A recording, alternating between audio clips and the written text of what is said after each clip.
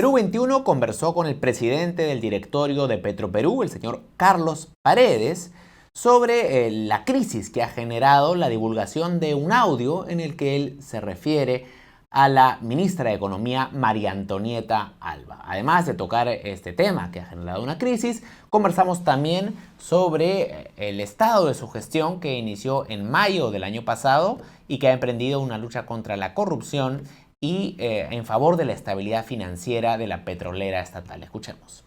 Bien, finalmente quisiera preguntarle por una denuncia que salió el día viernes en el semanario Hildebrand en sus 13, donde se da cuenta de una conversación que usted tiene con un tercero y se refiere a la ministra de Economía, la señorita María Antonieta Alba, de una manera bastante soez, por decirlo menos. ¿Podría explicarnos qué sucedió, en qué contexto se dio, qué quiso decir en todo caso? Sí, no, yo no me refiero de ninguna manera, en manera soez a ella. Esta es una grabación trucada, editada, de que yo tengo con alguien que honestamente no me acuerdo quién fue ni cuándo fue. ¿Usted no sabe quién es su interlocutor? No, honestamente no lo sé. Por eso no puedo asegurar que ese audio sea... A mí me parece que es mi voz, es la forma en que yo me suelo expresar, de forma coloquial, a veces con lisuras, ¿no es cierto? No es una conversación que yo tendría formalmente en un ambiente formal o de trabajo. Pero al margen de eso, yo no le falto respeto a la ministra, uso lisuras conocía de este tema hace más de una semana. Lo conversé con la ministra en el Ministerio de Economía y Finanzas. El tema fue, ella escuchó el audio más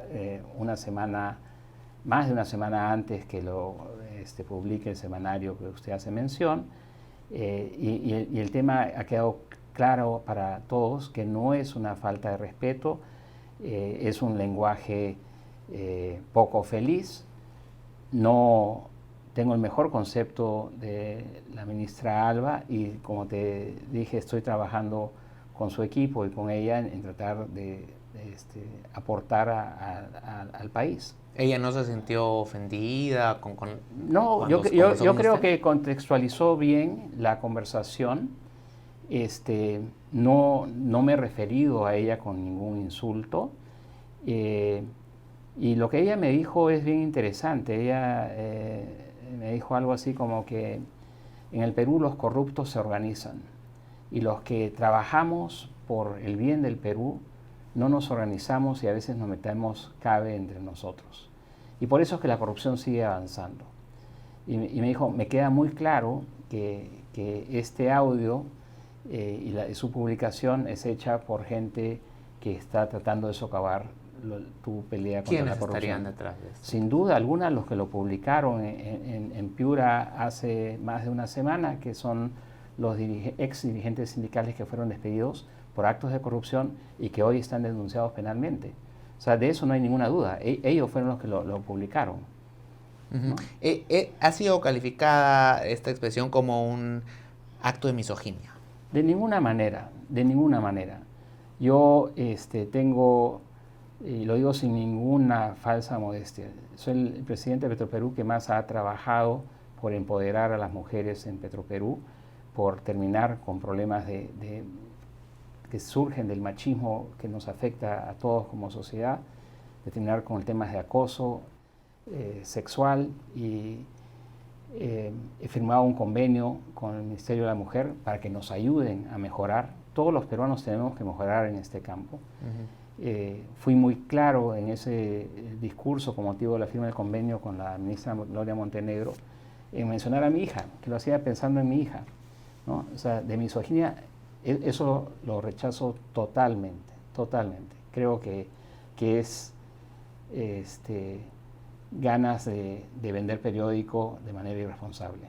Además de abordar el tema vinculado a la ministra de Economía, María Antonieta Alba, también conversamos con el señor Carlos Paredes respecto de lo que ha conseguido su gestión en Petroperú. Él inició en mayo del año pasado una lucha contra la corrupción que se ha encontrado al interior de la petrolera y también una serie de reformas para sanear las finanzas de la empresa. Escuchemos. Empecemos por el tema de la corrupción, que ha generado mucho interés. El año pasado se configuró un equipo externo para investigar presuntos actos de corrupción al interior de la empresa. ¿Qué se ha encontrado hasta la fecha? Mira, hemos encontrado malas costumbres, entre ellas tapar actos de corrupción de manera sistemática. Encontramos que hay problemas de robos de combustible en muchas áreas de la empresa, en muchas operaciones de la empresa. Hay problemas con los contratos, de contratar a gente relacionada. Hay problemas con trabajadores abusando de los viáticos, haciendo fraude sistemático a lo largo de años, es un robo de hormigas. Hay robo de repuestos y... ¿Desde cuándo atrás viene esto? Yo te diría que desde hace muchas décadas. El problema es que en Petroperú no tenemos gente a la cual responder. Los dueños de Petroperú son todos los peruanos, es el Estado, todos los peruanos, todos y nadie, ¿no es cierto? Entonces, lo que ha habido es una gerencia y una administración trabajando para sí mismo y no necesariamente para el beneficio de todos los peruanos. Se han ocultado muchos errores.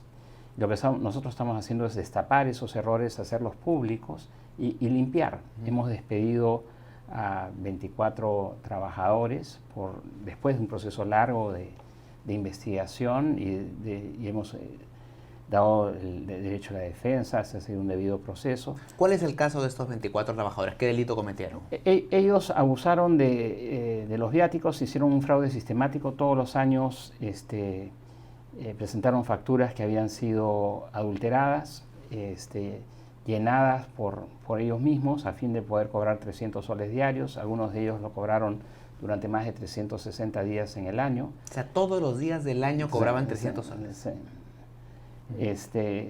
Algunos de ellos cobraron más de 100.000 soles en el año, de año tras año. Y para eso retrasaron el cierre de pliegos sindicales, ¿no es cierto? Porque estaban aduciendo que estaban negociando el pliego sindical en contra de sus representados para beneficiar sus bolsillos. ¿Eran líderes sindicales algunos? Algunos de ellos han sido líderes sindicales, otros que no llegaron a los 360 días, pero sí hicieron muchos. También abusaron del tema de viáticos a través de evacuaciones y abuso del sistema del seguro de salud. Pero esto no se hace solo. Habían supervisores que han permitido esta situación. Es correcto, ya se ha hecho la investigación, se están presentando las cartas con las sanciones o los preavisos de despido. Porque las monedas tienen usualmente dos caras, no solamente una cara. Ya se hizo público una cara, ahora se va a hacer público la otra cara y vamos a seguir adelante limpiando. ¿Qué tan arriba en la cadena de mando pueden llegar las responsabilidades? Hasta bien arriba. Hemos hecho varios cambios a nivel de gerencial, no todo por corrupción, hay temas de ineficiencia también. Necesitamos tener una empresa más transparente y más eficiente. Los peruanos nos merecemos eso, ¿no? ¿Se puede hacer una estimación del perjuicio económico que ha significado para la empresa estas situaciones de corrupción que se han negado? Son varias, te diría que son varias decenas de millones de dólares, varios, depende de cuán atrás quieras ir.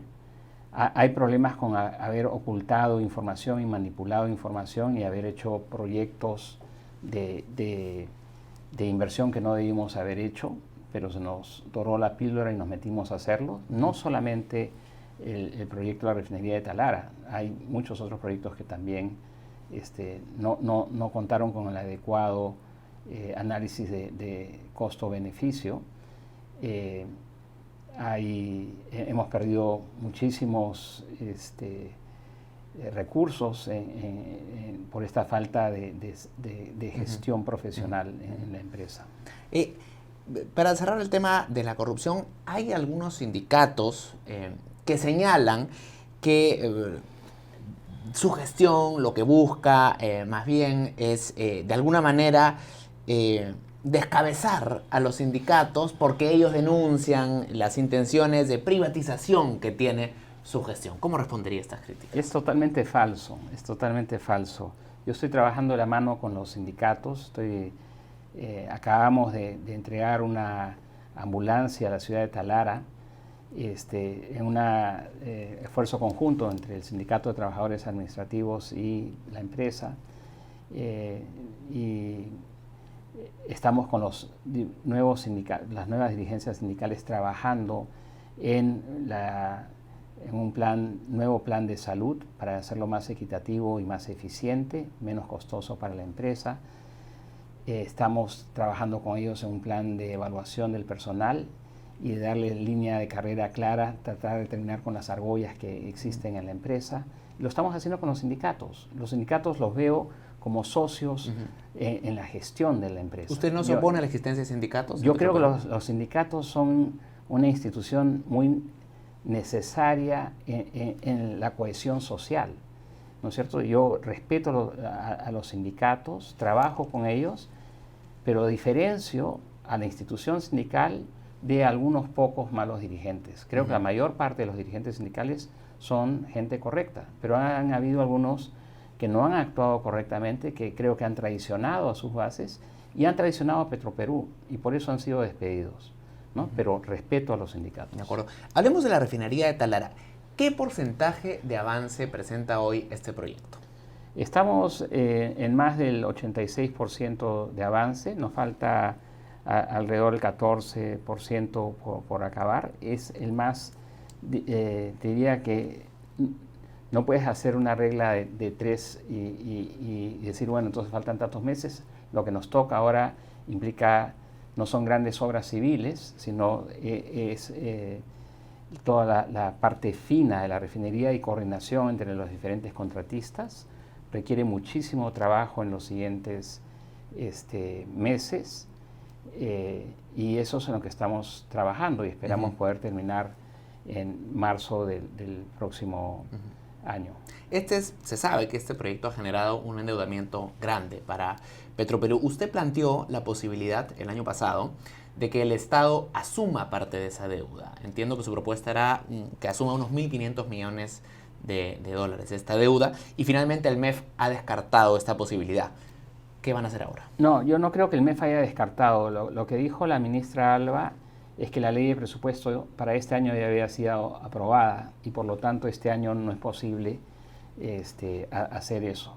Yo estaba reunido con ella hace muy poco y nosotros vamos a evaluar qué es la mejor salida para afrontar el problema de sobreendeudamiento de Petroperú, que es al final un sobreendeudamiento de todos los peruanos, y creo que si nosotros queremos ver una empresa de capital mixto con una gerencia que responda a los intereses de los peruanos y no solamente de los gerentes, necesitamos inyectar capital privado, y ese es el norte. ¿Sigue ese proyecto? Sí, de todas maneras, está puesto en la ley 30-130, pero no va a entrar capital privado con una empresa sobreendeudada y con un valor patrimonial casi cercano a cero. Eso no... No es atractivo para los inversionistas. Así es, ¿no? Y eso es lo que estamos tratando de corregir. Estamos en una relación buena de diálogo y interacción con los equipos técnicos, y veremos qué es lo que sucede y se presentará para el próximo año. Pero sí quiero aclarar que no hay ningún peligro para continuar con la implementación de la ejecución de la obra. Nosotros tenemos acceso a financiamiento y esperamos poder, como te digo, concluirla al final del primer trimestre del próximo año. Y desde su punto de vista, ¿por qué sería bueno la inyección de capital privado? Que es un tema que siempre ha sido polémico porque siempre ha estado en la discusión, ¿no? Que haya participación privada en Petroperú. ¿Por qué cree usted que es algo positivo? El problema de no tener un principal, un accionista que vele por sus intereses, un ojo del amo, que engorde al caballo, es que los administradores de la empresa no tienen a quién responder. No se sienten obligados a responder a alguien y a crear valor. Lo que yo he encontrado es que hay mucha gente que a lo largo de los años lo que busca es mantener su trabajo y que le vayan subiendo el sueldo poco a poco, ¿no es cierto? Esa es su razón de ser. Y eso no es para eso no tenemos una empresa pública. Pero desgraciadamente los incentivos de la empresa pública te llevan a eso, y por eso queremos introducir capital privado para que con una gestión moderna, que es la que estamos tratando de introducir, generar valor para todos los peruanos. ¿Y por qué cree usted que genera tanto rechazo, incluso ideológico, la sola idea de meter capital privado? Yo creo que no es correcto. O sea, la ley aprobada por el Congreso, la 30-130, contempla la entrada hasta el 49% de capital privado. Yo estoy hablando de un 15%, una primera etapa. E incluso el ex congresista Manuel Dahmer, un congresista de izquierda, presentó un proyecto de ley para fortalecer a Petroperú, como nosotros lo planteamos, y permitir la entrada de capital privado hasta 20%. O sea, no creo que hay muchos tabús y tomamos muchas cosas como ciertas cuando no lo son. De acuerdo. ¿Fue una buena idea que el Estado se meta a hacer el proyecto de la modernización de la refinería de Talara? No creo. Lo he dicho públicamente, es un proyecto que destruyó valor para Petroperú. ¿Por qué? Porque el retorno, la tasa interna de retorno del proyecto es menor que el costo de capital.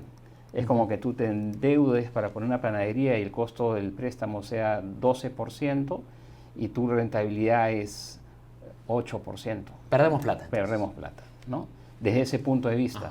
No quiero decir que la rentabilidad sea negativa, no es rentabilidad negativa, la rentabilidad es positiva, alrededor del 3,5%. Pero hay inversiones mejores. Claro que sí, y mi costo de capital en Petroperú es alrededor del 7,8%. Entonces, dedico un capital que tiene un costo de 7,8 a hacer un proyecto que me da un rendimiento de 3,5. No es una buena idea. ¿Y desde algún punto de vista podría ser justificable, no sé, la seguridad energética, por ejemplo?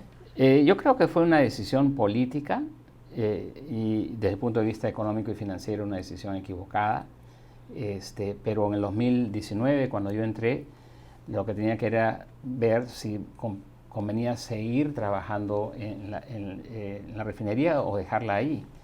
Y tomando como costo hundido todo lo que ya se había invertido, porque ya no es recuperable, y viendo cuánto me queda por invertir y qué es lo que me va a redituar, la tasa de retorno es enorme, ¿no? Entonces la tasa de retorno es superior al 12% con un costo de 7,8, generó mucho valor. Entonces, o sea, cuando usted llegó, lo mejor era echar para adelante. Así es, ¿no? Y eso es lo que estamos. Y hacerlo de manera eficiente, controlando los costos, peleándome con quien me tenga que pelear para que las cosas se hagan. Y eso es lo que estamos haciendo, ¿no? Eso es lo que estamos haciendo. El oleoducto norperuano. El 16 de enero se produjo un nuevo atentado. Han habido varios a lo largo de los últimos 12 meses. ¿Qué se está haciendo para proteger la integridad de este activo del Estado? Mira, en el tema del oleoducto, el atentado del 16 de enero es el primer atentado con artefactos explosivos en la historia del oleoducto. Es un hecho muy grave. El año pasado hubo 3 atentados, 3 actos de sabotaje que nos van a terminar costando entre 40 y 50 millones de soles a todos los peruanos. ¿Por qué se producen estos actos? Se producen porque hay una gente que busca figuración política, hay otra gente que busca empleo, hay otras posibles causas como buscar que me contraten a mi empresa, ¿no? Todas estas últimas son motivaciones económicas. Para reparar para hacer la remediación, reparar y hacer la remediación ambiental, que es carísima. Yo creo que las comunidades que viven en ese ambiente natural aledaño al oleoducto no de ninguna manera pueden ser las responsables de estos actos. ¿Y quiénes serían? ¿No? Puede ser que haya de repente una persona nativa que vive en esa comunidad motivada por uno de estos malas razones, figuración política o necesidad económica, pero no es la comunidad. Hay que diferenciar nuevamente a la institución de la persona. Y el problema es que estas personas que han cometido esto no se les ha perseguido con la ley. El Estado está ausente en la mayor parte de este territorio. Y lo ha estado por muchos años. Desde siempre, desde siempre. No hay infraestructura, no hay servicios básicos, públicos básicos como salud, educación, agua, electricidad, telefonía. Tú vas a estas comunidades y no es un viaje transversal en la geografía, es un viaje en el tiempo. Vas retrocediendo décadas y décadas, incluso siglos. Entonces, el nivel de pobreza extrema es más de 3 veces el promedio nacional. ¿Y se benefician en algo del hecho de que el oleoducto pase por su territorio? El beneficio debería ser el canon que se produce con la actividad petrolera. Pero la verdad es que el canon ha ido principalmente a las ciudades, a las urbes y no a las comunidades rurales. Entonces eso es un tema que se tiene que trabajar. Yo veo que el gobierno está, y aplaudo esto, está trabajando un plan de cierre de brechas en Loreto. Nosotros estamos trabajando con la gente de Amazonas para tratar de articular esfuerzos y sacar a estos peruanos adelante. La verdad es que los hemos olvidado desde siempre. ¿Y qué rol debe tener Petroperú? Porque se suele culpar a las autoridades regionales, locales, pero ¿qué puede hacer la empresa para mejorar el entorno? Petroperú primero tiene que escuchar, y eso es lo que estamos haciendo. Tenemos que ver cuáles son las necesidades y articular. Estuve esta semana con el ministro de Vivienda y Saneamiento viendo proyectos de obras por impuestos para dar agua potable a 12 comunidades en el Morona. Hay muchas cosas que podemos hacer. Estamos promoviendo un esquema de obras por impuestos con el sector privado y con COFIDE que permitiría incrementar el flujo de proyectos y además la capacidad de ejecución. Porque nuestro Estado, nuestro aparato estatal es poco funcional, es desarticulado y no es el mejor gestor, eso lo conocemos todos, ¿no? Entonces el esquema que estamos buscando es trabajar con un PMO que asegure privado, que asegure la correcta ejecución y transparente ejecución de estas obras. El oleoducto opera a pérdida hace algunos años. ¿Hace sentido que Petroperú siga brindando este servicio? Nosotros somos una empresa estatal, somos un brazo de la política de hidrocarburos del país y hemos perdido en el periodo que terminó en el año 2018 $20 millones en promedio por año. El año 2019 perdimos alrededor de 11 millones porque aumentamos el volumen. La única manera de reducir esas pérdidas es aumentando el volumen de crudo que es transportado en el oleoducto. Y para eso tiene que haber más explotación de crudo en la selva, más exploración. Y necesitamos promover la actividad de las empresas privadas allá y nuestra propia actividad en el 192 a futuro en asociación con una empresa privada. En diciembre del año pasado llegamos a un acuerdo con Petrotal que permite a nosotros ganar dinero, más dinero articulando a ellos con la banca, comprándoles el petróleo en el origen, sin nosotros incurrir en riesgos de cambio de precios, pero les damos capital de trabajo para que ellos puedan expandir sus operaciones. Y de esta manera incrementamos el volumen, ¿no? Ellos están pasando y esperan superar los 15.000 barriles diarios de transporte y eso nos permite a nosotros nos ayuda a cubrir nuestros costos fijos y eventualmente si hacemos esto con varias empresas, pero no es solamente de tarea de Petroperú, acá es un tema de política del Estado, ¿no? De cómo promovemos la inversión privada y logramos incrementar el volumen. Acuérdate que hace algunas décadas transportábamos 130.000 barriles diarios. El año pasado hemos transportado 13.000, 10%. ¿A qué se debe esta reducción tan drástica? Caída de producción y falta de inversión. ¿No es que la capacidad del oleoducto se haya visto mermada? No, bueno, hay un tema que es cierto, que es que el crudo ha cambiado el tipo de crudo. Antes era mucho más ligero, ahora es más pesado y en el mismo ducto no puedes transportar el mismo volumen por unidad de tiempo. Pero podríamos estar fácilmente transportando 50.000 barriles del crudo que exportamos hoy en día y hemos transportado 13.000. ¿Y esto podría subir en el futuro, para los próximos años? ¿El volumen? El volumen de que se transporte en el reducto. Sin duda. Yo creo que este año, si logramos la paz social en la cual estamos trabajando, vamos a tener un volumen mucho mayor que los 13.000 el año pasado y vamos a reducir las pérdidas. Algo que se pregunta mucha gente es ¿por qué en Perú los precios de la gasolina no han bajado si es que a nivel internacional el precio del barril de petróleo ha caído en un 14% desde que empezó el año? Sin embargo, los precios de los combustibles en los grifos no han bajado más del 4%. ¿Por qué esa discrepancia? Sí hemos bajado los precios. Nosotros no tenemos grifos, ¿no? Nosotros somos más bien mayoristas. Y nosotros tenemos una regla muy clara para formular nuestros precios. Acuérdate que el precio puede, si tú quieres importar hoy día, tuviste que haber embarcado el petróleo hace 15 días, ¿no? Y esperar que cuando llegue tu barco a puerto no hayan problemas de cierre de puertos, que a veces sucede. Entonces, no es razonable comparar el precio de hoy día cuando tú tuviste que pagar el precio de hace 15 días. Nosotros planteamos la fórmula con la cual fijamos nuestros precios a Ocinermin y también a la Secretaría Técnica de la Comisión de Libre Competencia del INDECOPI. Tengo mucha experiencia en el tema de competencia y siendo una empresa tan grande tenemos que cuidarnos de no abusar de nuestra posición de dominio, es decir, no abusar de los consumidores. Y por eso somos transparentes en la forma que lo hacemos con las autoridades, ¿no? Nosotros estamos trasladando esta reducción de precios al consumidor. Esta semana está bastante más baja que hace 3 semanas. Y se esperaría que continúe bajando porque los precios se van a ir ajustando con respecto al rezago de 15 días.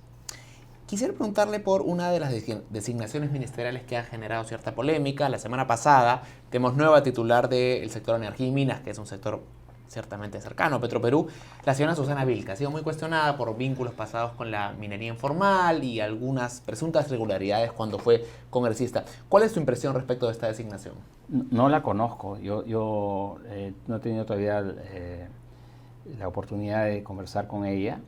Entiendo que tiene experiencia en el sector minero y espero que tenga una muy buena labor a futuro, pero no la conozco todavía. ¿Petroperú suele articular con el sector energía y minas? Claro que sí. ¿No? La ministra de Energía y Minas es la presidenta de la Junta de Accionistas de Petroperú.